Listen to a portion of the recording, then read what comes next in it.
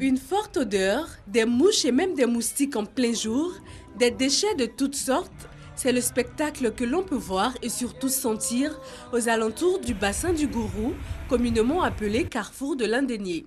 Pour connaître la provenance de tous ces déchets, il suffit de se tourner vers les communes voisines, Abobo, Adjamé, Deux Plateaux, Williamsville.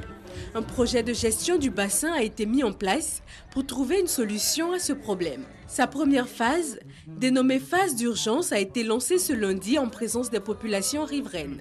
Coût de l'opération, 17 milliards de francs CFA financés par la Banque africaine de développement, BAD.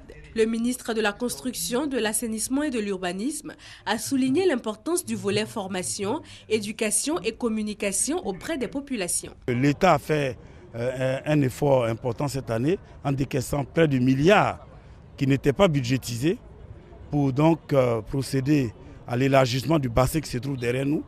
Et vous voyez avec nous que ce bassin est chargé de détritus, de déchets solides. Il faut que les populations comprennent que les efforts sont faits par l'État, mais que ces efforts méritent d'être encouragés et que les ouvrages méritent d'être entretenus. Le bassin du Gourou s'étend sur plus de 100 km² et traverse plusieurs communes.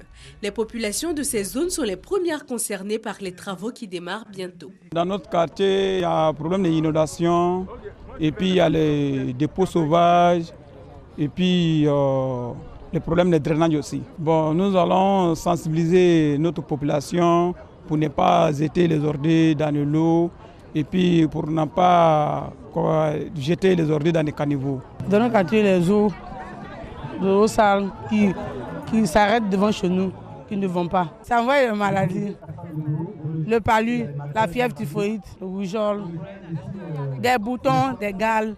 La phase d'urgence du projet sera suivie dans quelques mois de la phase principale avec des objectifs plus amplifiés, mais toujours soucieux de provoquer chez les populations la prise de conscience pour une meilleure participation à la gestion de leur milieu de vie. La BAD a remis les clés de 2 véhicules au ministre Mamadou Sanogo afin de permettre aux différentes équipes d'aller plus facilement vers les populations concernées par cette phase dite d'urgence.